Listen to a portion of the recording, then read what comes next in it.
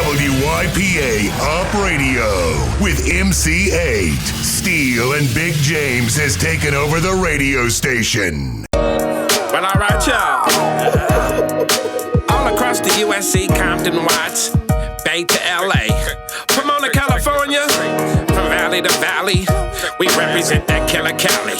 So if you keeping it real on your side of your town, you tune in to Gangster Chronicles. Gangster Chronicles, we gon' tell you how it goes. If I lie, my nose will grow like Pinocchio. We gon' tell you the truth and nothing but the truth. Gangster Chronicles, this is not your average show. You're now tuned into the real MC8, Big James, and Big Steele. This is strictly from the streets. Hello. We represent the James. We'd like to welcome everyone to another episode of the Gangster Chronicles podcast. And I'm with my niggas. Big J. Yeah. And today, man, we got a special guest, man. He one of my favorite artists, man, just because he reminds me of our era. Like when I first saw dude, he had a Jerry curl, like a real Jerry curl. You still got your Jerry curl, don't you? Yeah, I still got it. Yeah, he had a It's Jerry still up curl. under there. You know what I mean? Just got to pull these braids out. Yeah. Add some water. That's, you know what I mean? And we good. And I was fucking with that because I said, man, this nigga is like, because when you look at East Coast rap, they have pride in what they did. They ain't gonna never let you forget that shit that happened 30 years ago, 50 years ago. And this nigga actually came out just representing the West Coast so hard. I was like, damn, who is this nigga? So I was on to his imagery before I'd even heard the song, and that's G. Perico. Yes, sir. What's happening with you, player? Oh, shit, man. I'm cooling. You know what I mean? Yeah, that's the first thing I want to ask you, man. Was that show like purpose, man, when you first dropped to say, you know what, man, I'm going to kind of pay homage and I'm just going to do it super West Coast? Yeah, I'm just like a diehard LA nigga. You know what I'm saying? So, I grew up around that shit. Like, my big homies had curls. Like, and a lot of people be getting it, like, confused. Like, all right, you trying to do the Eazy-E or the DJ Quick. But what they fail to realize is that's some LA shit. Like, I didn't get it.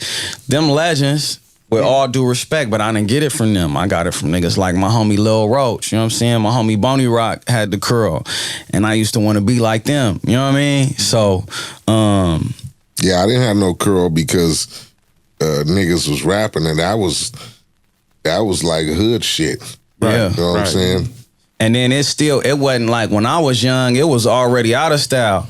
But these niggas had them still, and they was fly. Like my homie Lil Roach, like, I used to pattern everything I do. I used to watch him like to the T and copy everything that he did. You know what I'm saying? I wanted to be just like him. So that's really where I, got it from. That shit dope as hell, man. And even like your tone, I know you probably hear that from everybody. Your tone kind of remind me of Eazy. You a better rapper than Eazy was. Yeah. You know what I'm saying? Because Eazy would tell you, everybody knew he wasn't really just no diehard rapper. Yeah. But your tone reminded me of him, and I was like, man, this nigga got some shit right there, man. And you coming from, this one thing I want to touch on, we just had Young Dolph get shot. Yeah. You really a dude from the neighborhood. You really a dude that's from somewhere. You feel what I'm saying? You really from somewhere in the streets, man. Why do you think is it as black people, man, we can't stand to see other people rise? Man, it been like that. It's in the DNA, hundreds and hundreds of years. Like, even before it was gangs, it was niggas finding a reason to hate a nigga that had his shit together or poke holes in them. You know what I mean? That's just something that been here. That's why I don't never really... I used to get upset, like, when I hear niggas hating and doing all that, but then I start getting the understanding, like, damn, this shit, like, been like this before I got here. Like, we was raised to be like that. You know what I'm saying? Like, I even did some shit to niggas... You know what I mean? Like, we was bred on that crookedness. Yeah. Because you got to look at it. You know what I'm saying? James couldn't hate the white motherfucker way back then. You know what I'm saying? No, you could. You could, but you couldn't let it go. Exactly. But we had to turn our hate on each other and exactly, shit. But we had this to is swindle good. each other and scam each other and shit. Exactly. But this is a good thing because being in the hood, you see Suge Knight's story. Yeah. 6ix9ine story, Young Dolph story, everybody and all the homies, all these guys coming from, I ain't gonna even put 6ix9ine with this here, so let me extract that. All the brothers coming from the hood, rapping and making money and done made it out the hood. Why we stay in the hood? Why we go back to the hood? I'm in love with the hood, man. Infatuated. But you don't see. Inseparable. And I do it like this too. You transition yourself. I mean, we still want to be affiliated or associated. Yeah. You know what I'm saying? Especially when you grew up there. You got ties to certain niggas, like my nigga just came home and shit. You got ties to certain niggas. So you want to keep that connection. And then you try to train, like I said, you try to transition. Nigga doing music, nigga doing clothes. So you trying to lower your expectation for going out busting a nigga's head to a certain degree. You get me? But I try to tell niggas all the time, just because you change and you might change, it's still niggas that's struggling who ain't changed. For sure. They don't give a fuck. For sure. Right. So even though you trying to be constructive and good, hey man, I'm about it, but I ain't about it. I'm trying to shake hands and kiss the babies with probably everybody. Yeah. But it's some niggas from the enemy's hood that even some of the older niggas might go, yeah, my nigga's good, don't trip. It's some niggas who just cannot live that shit down. You get me? No matter what the fuck, nigga, I got a wife, kids, I live in Timbuktu now. I'm coming through just to check on shit. It's niggas sitting in that motherfucker every day who like, I don't give a fuck. If I see a nigga, I'm gonna try to bust what about his head. that one homie that this nigga ain't putting nothing in the hood, this nigga ain't repping the hood, this nigga ain't this, so now he butt fucked for all the wrong reasons. He mad for all the wrong reasons. So he get mad at you. And I'm gonna stop right there because I want to hear what you got to say. Yeah, so that's what I was about to touch on. Like, all right, like you said, you go back and you dumb yourself down and slow yourself down, right?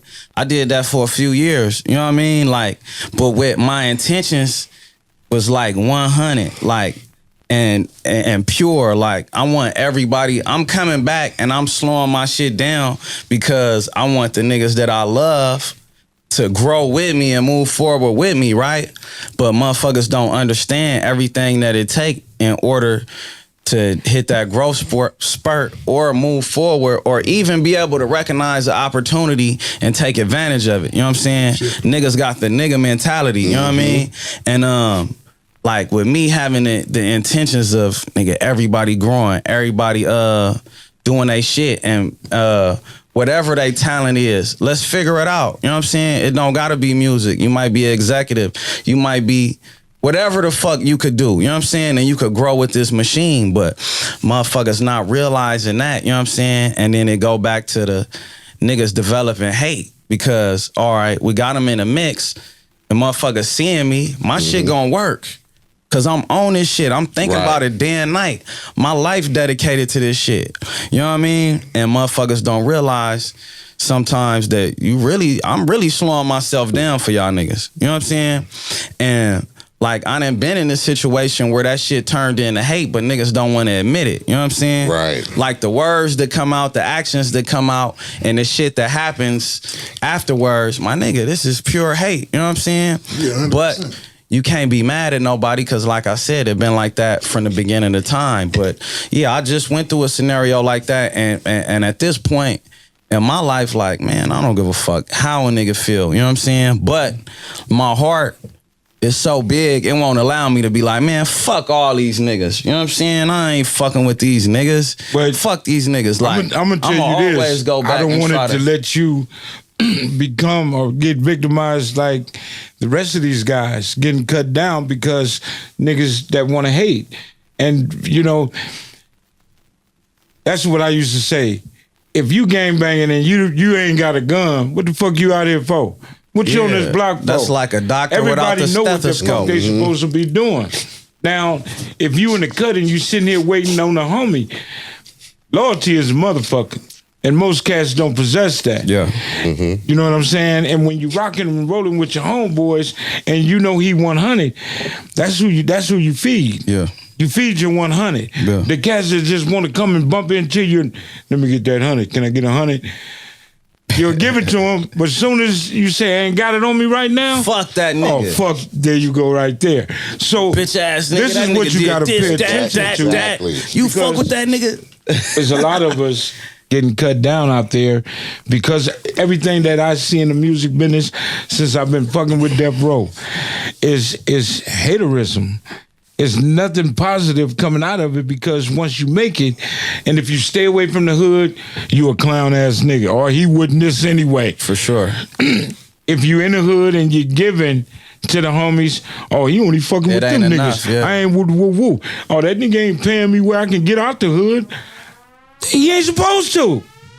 Niggas in the ghetto is professionals at not seeing opportunities, not building, and poking holes and destroying shit that could be great. You know what I mean? Right. And then placing the blame somewhere else. Right. That's why, like, I never been no nigga like that. Like, even if I wasn't the nigga that fucked it up, right?